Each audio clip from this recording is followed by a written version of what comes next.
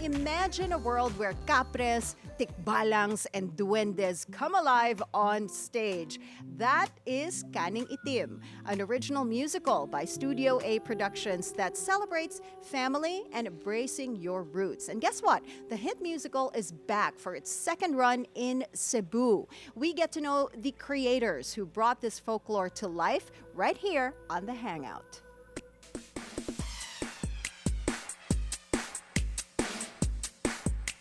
Beautiful day to you, Danna and Moesha.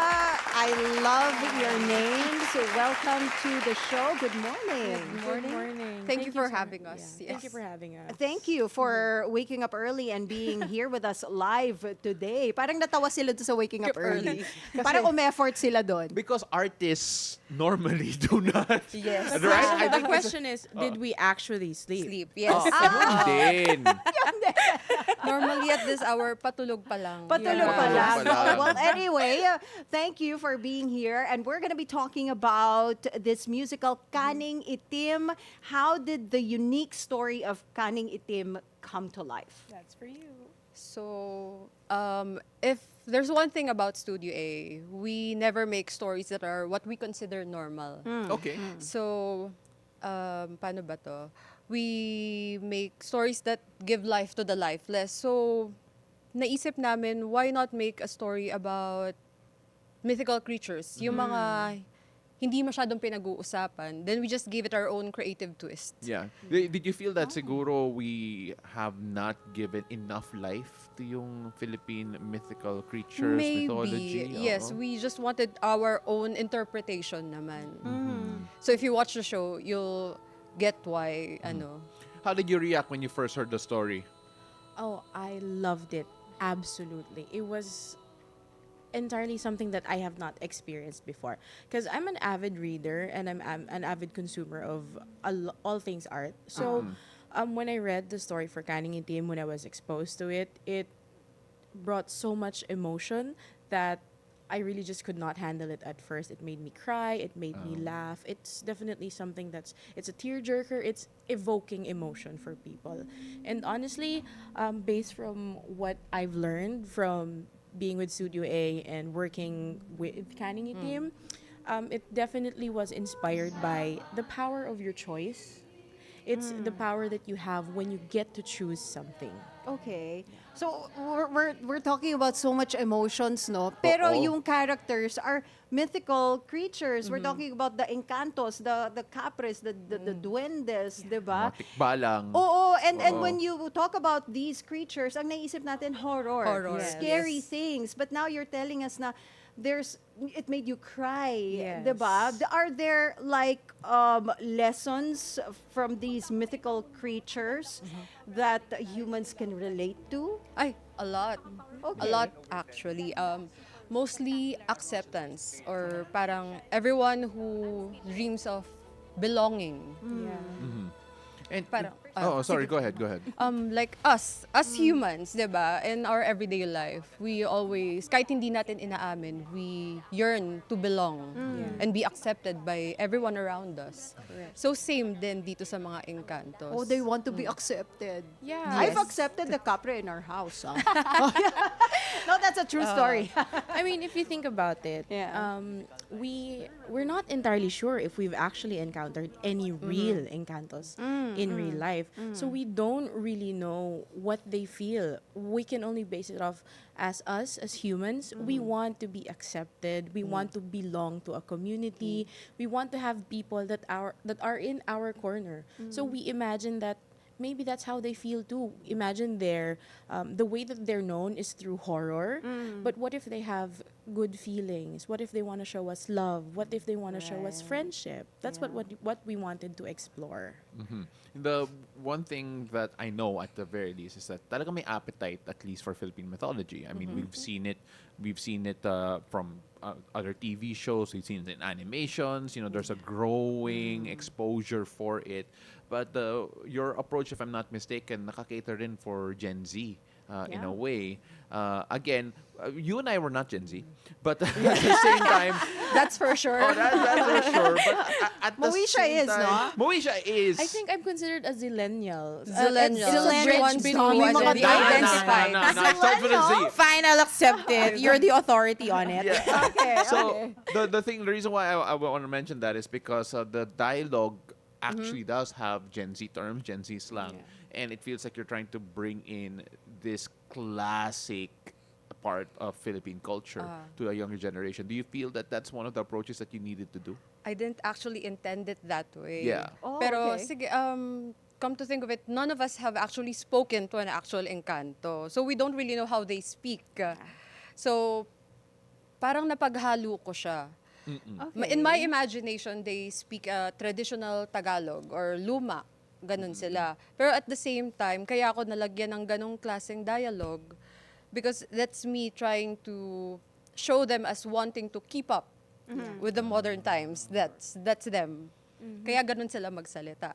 And at the same time, I also wanted the audience to be completely immersed in it. Lahat sila Right. nakaka-relate. So for them to understand the encantos. Yes. So that's why you used this kind of language. And you had your first run in Pasig, Pasig, yes. right? And you will resume this November in Cebu. Kamusta yung audience impact? Ano? Audience Feedback impact. from the audience. 10% Did you yun, receive audience any criticism? Oh yeah, we've definitely received a lot of feedback Okay. from all of our fans. Actually, this week we were supposed to be Here, in Cebu. right, that- Yeah, this right week now, actually. itong week. This week we were supposed to be in Cebu, but because of everything that happened, Yes, we typhoon. decided to reschedule at a later date to make sure that the Cebuanos have enough time to do what they need to do for Yeah. themselves as well. But yeah, we did receive a lot of feedback. Of course, we get feedback from everybody from all of our audiences. We've received different points of views of how they received the story, how they understood it as well. There were actually some critical feedback saying that yung play tells the story more than it shows it. So what's your response to that observation, Dana? Kasi we don't spoon feed our audience. Okay. We want them to be completely immersed in the story that we tell. And we want them to have their own interpretation. We always listen to them. Tapos, ano yung sabihin ko? Their feedback is extremely important Yeah. to us, of course. Okay. We still listen to them. But of course, with all feedback, we also have our own style. Yeah. We also have We our filter own. naman. Yeah, we Oh. filter Yeah. it, and we have our own views and goals for what the show would be. Because at Studio A Productions, our goal is always to tell the story with the audience, not to tell them what to think, how to think, and what to understand from it. We want them to explore their creative minds and express it in how they understand it. Yeah, the interesting part is because it is an original musical, and because you are open to the feedback, and this is a second run, it feels like there's always going to be a factor wherein people will talk, and whether or not you want to listen, you will listen. Yes. Diba? Yeah. It's Oo. part of the Yeah, it's part of the journey. But at the same time, Ren, how do you feel it has evolved from the first run to the second run, given everything, both positive and negative, that you've heard? Actually, overwhelming siya because this is our first musical Yeah. ever. And Studio A's first comedy. Okay. Yes, we've always done horror, so medyo risky to on our part. Pero when we saw the feedback, parang na-overwhelmed din kami. We didn't realize na, okay, na-touch din pala yung mga tao. They loved Yeah. the story. They came with their families. Na first time na may mga bata na rin sa studio Yeah, yeah. namin. Oh, that's cool. Your opening weekend was sold out quickly. Yes. Right? Yes, very much so. Congratulations. Thank you. And you have an original story and an original soundtrack as well, Yes. right? Original music. Ano yung mga challenges that you had to face, putting that original music to the story, and then ang characters, mga engkanto. The entire thing is a challenge, Okay, actually. Since, yun nga, first musical to, wala namang kaming alam pa. We know what we wanted to show, pero hindi namin alam how. So, sobrang team effort talaga siya. We exhausted all our creative juices how to pull it off. Yeah. just the entire production feels very modern. In fact, some people actually have commented online about yung use nyo of actually AI sa mga promo and teasers ninyo. Oh, yeah. Yeah, so Yeah. I mean, like, as a creative, I'm sure you have your own takes on it as well. But it feels like you're using it as a tool to help promote rather than replacing anything. Yeah, we are very big supporters of artists. Of course, we're a theater Yeah, production exactly. company. Of course, of so we course. just we believe, like with any other company, we use tools to assist us, but we don't use it to replace the work that needs to be done. Because of course, nothing can really replace raw artists. talent, yes. Raw talent Yeah. is talent, and AI can never replace that. the real talent of artists. Speaking of talent of artists, syempre your cast, they had to play characters that are not human. Di ba?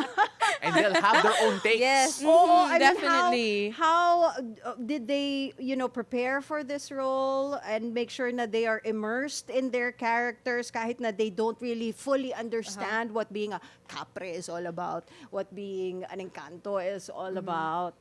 That was actually very interesting then. Uh-huh. Kasi we had a week of storytelling with the cast. So, explain namin sa kanila, this is how I envision your character. What's your take on it? So, Yeah. again, Collaborative. collaborative Yeah, effort din okay. siya. Then, yun nga, madami kasing twists per character. Okay. So, we wanted their opinions about it. How would you execute this? And Yeah. it worked. So, how different was yung first draft mo to the final product? Right. My first draft was very long. Yeah. So we had to cut a lot of scenes. It Then was about 4 hours, right? 4 The first hours. draft. Four Yes, hours? we tried running the entire thing and it ran for 4 4 hours. So hours. parang, yeah, not gonna work. Kala ko, so basically si Love Diaz ka pang theater. Oo, yung mga long form. Di ba Wicked mahaba? Gano'n ba kahaba yung Wicked? No, two parts din nila yun eh. Yeah. Oh, The yeah, first two part parts. was like 3 hours. Yeah, the but second the- part the- is yeah. also 3 hours. Oo. Yeah. Movie yun. Movie yun. Movie. Oo, pero ginawa niya Love Diaz ng mga play. Kaya, But we had I to mean, cut. like, when we talk about that, when we talk about yung process mo, because it's going to change from the ideation to what it was, then you're collaborating with the artist. When you look at what you see on stage right now, is it what you actually envisioned? At least yung goal mo sa huli, even if the path was not the same. Yes, actually, okay lang siya. Kasi okay lang naman sa amin mag-cut. Pero as long as hindi nako-compromise yung the very core of the story, it's still there. Everyone was able to pull it off. So, I'm okay with how it turned out. Okay. You know what? What I'm curious about is, ano ba yung why Kaning Itim? They were talking about kanin. Kanina, when we were talking with our diabetes doctor, we were already talking about Baka white rice. Too much white and rice might be bad. rice is central in Filipino life, di ba? So, merong symbolic weight ang kanin sa ating mga Pinoy. So, this metaphor, Kaning Itim, what does it signify in the show? It's a legend actually. Are you Yeah. familiar with the legend of Kaning Itim? Google ko muna. Wait Oh, lang. explain mo. Explain mo. Ayan, explain mo na sa amin. Buti na lang Generation we natin asked. to. Yeah. Buti na lang we asked. Okay, so ano yung Kaning Itim? There's the story sa mga in folklore, actually, even in Filipino mythology, Okay. there's a concept where if you're familiar with fairy tales, Tales. where if you eat something from a specific location, hindi ka na makakaalis doon. You stay cannot there. You leave. became a part of their community So the na. legend or the yeah. mythology of Kaning Itim is that if you partake of the Kaning Kaning Itim Itim. from the Encantos, hindi ka na pwedeng makabalik from where you came from, whether it was from another dimension or you if it's forget from, your life. yeah, your old life, who you were. Para siyang, You forget it's comparable to Ambrosia, I think, of Yeah. Greek mythology. Yes. That's our own version. Kaning Itim. Yeah. So this is like the kwento that my lola was telling me. Yeah, Yes, this is see? definitely the lore. My great grandmother was telling me when I was a kid na meron daw duwende royalty that is offering her, nagpapakita sa kanya and is offering her gifts. Yes. Yeah, in the form of gold yata or something na really asking her to take it. But she Yeah. was telling me na kasi pag kinuha ko May yun, kapalit yan. Yeah. masasama na ako sa kanya. So yun yung parang kaning itim. Yeah. Yes. Hindi ako familiar sa gold. Actually, kasi with gold yun, ino-offer with sa the lola lore, ko. Kasi pag gold yun, baka tinanggap ko yun. they kind of try to present it as something that you might be interested in. Kasi Okay. the goal is for you to go with them. So according to our legends, our mythologies, and our lore, kapag what they want is for you to join them. What they want is for you to go with them. So it doesn't necessarily look like Kaning Itim, but if you accept the gift, you have no choice. Yeah, you're gonna be go stuck with there. them. And Yeah, then you're yeah, going yeah, to forget who you were, what you were, where you came from. Yeah. All you will know is their new place, who you are with them, and what they So want if it's you a to duwende, duwende ka na. Yes. Yes. Yeah, so ginugol ko, That is tama nga so sila. interesting. Oh, yeah, pero gold yung in-offer sa lola ko, Oo, di ba? baka ano Pag to, gold in-offer rice, yun golden sa rice. pag in-offer yun sa contractor, kukunin yun. Egg fried rice. Egg fried rice, golden rice. Ginawang modern, di ba? No, but how did you research for all of this? Kasi a lot of this is folklore. So a lot of it is talagang oral history or oral stories, right? Not a lot of it is actually written down. How was the research process for you guys? That was everything I based from my childhood Yeah. stories. Stories. Yes, Okay. yun talaga. I grew up with these kind of stories kasi. Okay. So I'm very familiar with all of this. Tas syempre, I added my own na lang. Did you grow up in a province by any chance? No, here in Manila. But It's my mom Manila. loves to tell stories kasi. Laging may Yes. stories, kahit na Yeah. taga-probinsya ka, taga-Metro Manila, kami kwentong engkanto Meron. talaga palagi. Yes. Now, for the viewers who are going to watch Kaning Itim, ano yung emosyon na gusto mong daladala nila after seeing this musical? Heavy. Wow, no, I'm just kidding. Yeah, it's very lighthearted. We wanted it to be very lighthearted, pero turns out na hindi. Yeah. Okay. They feel so much emotions na pati ko nagugulat. Yeah. Not- And kasi you mentioned it was a comedy, but she was Yes. crying. Yes. She was crying. So, Kaya tama ba yan? Paano yan? It made you cry. Oo. I really asked her, why are you crying? Oh, she's not funny ba? No, it's really funny. But it's just that the entire lesson of the entire show, it touches on all of the emotions. What that are you the can lessons possibly that you want them to, bring with them as they leave the theater? that forgiveness is a choice, and it is one of the hardest things that we can do for other people is to forgive them. But forgiveness is not just for the other person. It's also for you. For yourself. When you forgive other people, it frees you to love them. It frees you to accept them. And also on top of that, it touched on a lot of very personal For her, things for yes. me. Chosen family, found family, choosing the people that you get to be with, and that it doesn't matter where you came from, who you came from, but the people you choose to surround yourselves with, that's what matters. So that's why you were crying. Kaya That's pala. why. That's why you were Now I crying. totally understand. Combine it with the songs that we have for Yes, the the songs entire are show. very I beautiful. watched opening weekend and I was like, Well, we're definitely going to sa Cebu yan, right? So gonna I be- hope Silipat muna that tayo. sana we're gonna sana have a show makapanood this tayo. we have a show weekend. this Yes. weekend. Oh, Yeah. cool. Here in Manila. Here in Manila, yes. yes. Sorry, Okay. so for those who want to see it, where can they see it? And of course, what are your schedules looking like? So, You know the schedule. so for those who want to watch Kaning Itim, we are inviting you to watch at our studio, Studio A Productions in Eulogio Amang Rodriguez, Pasig. Our schedules are for November 15 and 16. We also have shows for November 22 and 23. All All right. right. And before we let you go, Moesha, Dana, we asked this question to our guests. Our show is called Beautiful Day. What makes your day beautiful? Let's start with Moesha. Ooh, that's do you want me to stay for 4 more hours? You have yeah, maybe 10 Maybe seconds. like 40 seconds. I'm just kidding. What makes my day beautiful is knowing that I get to choose how to be for the day. I get to choose how to interact with people and how to make sure that everyone is also happy. Did you choose to forgive? I did, yeah. Ayun. I did. So choosing. Yeah, all right, sorry. Dana. Actually, quite the same. Kasi like in the story then, I forgot to say this earlier, it's the power of choice. So we all have that kind of power in us, and me choosing to make this day as beautiful as I can make it. I like that. And thank you for choosing to be with us today, for joining us today, writer Dana Bernardino and operations manager Moesha Kiel, Delos Reyes of Kaning Itim. Thank you so much for joining us.